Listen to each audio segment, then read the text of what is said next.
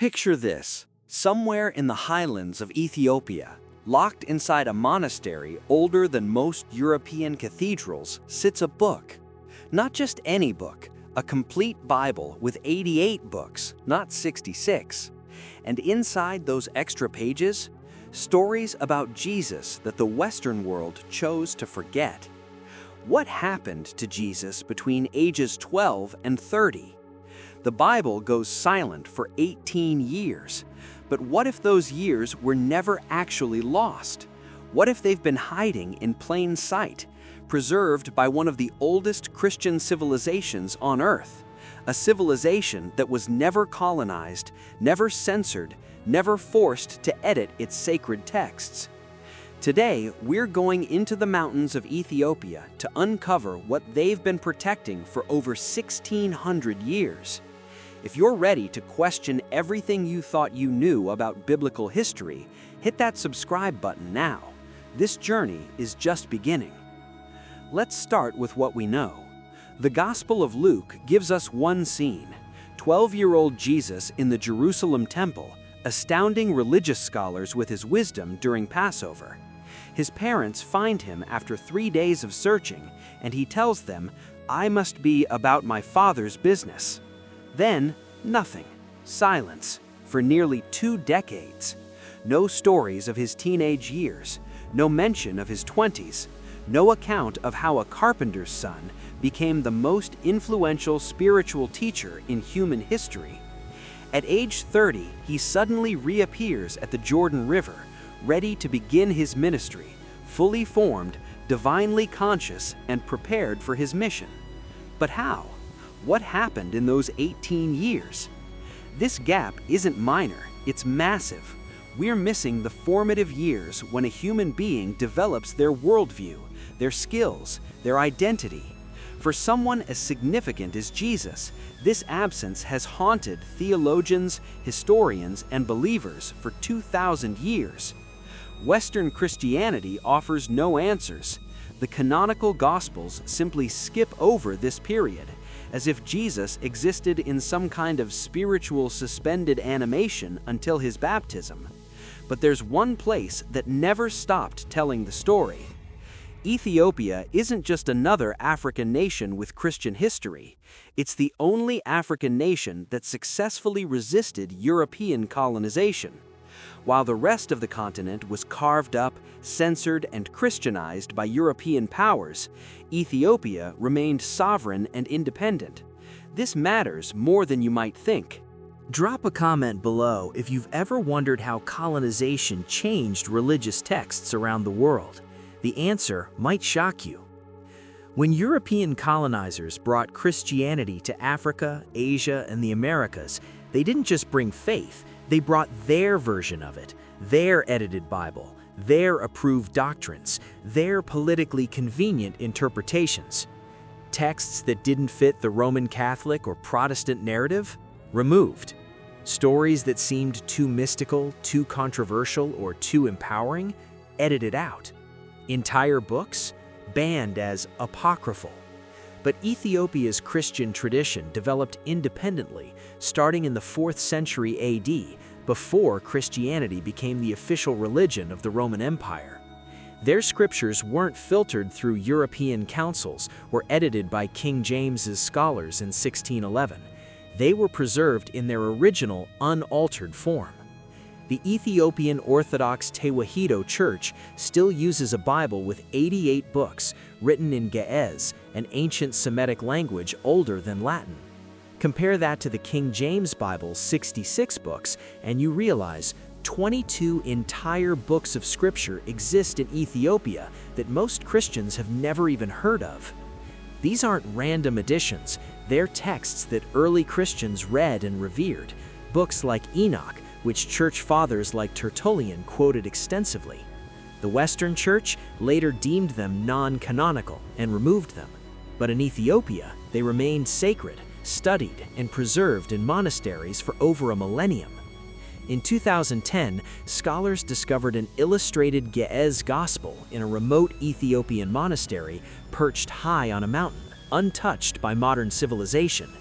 The manuscript contained vibrant artwork and passages completely absent from Western Bibles, including detailed narratives about Jesus' childhood and youth. This wasn't folklore. This was ancient Christian scripture, preserved with the same reverence as any canonical text. Among Ethiopia's preserved texts are the infancy Gospels, detailed accounts of Jesus' childhood miracles and divine demonstrations. These aren't vague or symbolic, they're specific, vivid, and powerful. One famous story, young Jesus forms birds out of clay, then claps his hands and brings them to life. They fly away, living creatures created from mud by a child who understood his divine nature from the beginning. Western Christianity would call this apocryphal fantasy. Ethiopian Christianity calls it sacred memory. Other accounts describe Jesus healing injured workers in Joseph's carpentry shop, resolving disputes with supernatural wisdom, and even raising a child from death after an accident, demonstrating control over life itself. These stories don't depict a Jesus who became divine at age 30. They show a Jesus who was always divine, conscious of his mission from childhood, navigating human emotions and relationships while wielding supernatural power. Why would these stories be removed from Western Bibles? Perhaps because they complicate the narrative. They make Jesus seem less relatable, more mystical, harder to control theologically. But for Ethiopian Christians, these stories complete the picture. They answer the question, how did a carpenter's son become the Messiah? Answer, he always was. His power didn't emerge, it was always present, always evident, always acknowledged by those who knew him. The Ethiopian Bible also includes the complete book of Enoch, which provides critical context for understanding Jesus' lineage, the nature of divine beings, and early Christian eschatology. This book was quoted in the New Testament. Jude references it directly, yet Western Christianity removed it centuries ago. In Ethiopia, Enoch remains scripture, offering a cosmic framework for understanding Jesus' mission that Western believers simply don't have access to. If this is blowing your mind right now, make sure you're subscribed because we're diving deeper into the Book of Enoch in our next video. You won't want to miss it. For too long, Western Christianity has been treated as the definitive version of the faith, but Ethiopia proves that early Christianity was far more diverse, mystical, and textually rich than most modern believers realize. The missing years of Jesus aren't missing because history forgot them. They're missing because later religious authorities chose to exclude them. They decided which stories fit their theological agenda and which didn't. But in Ethiopia, free from colonial censorship, free from political councils, the full story survived. By exploring Ethiopian Christianity, we're not abandoning faith or tradition, we're enriching it. We're acknowledging that divine truth was preserved in multiple ways, across multiple cultures, and that sometimes the most authentic versions are found in the places that were never conquered. Ethiopia invites us to see Jesus not just as a teacher who appeared at age 30, but as a divine being whose entire life, from birth to resurrection, was sacred, purposeful, and powerful.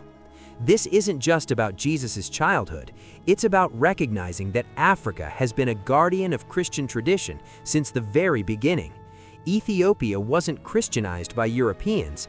Ethiopia was Christian when Europe was still pagan.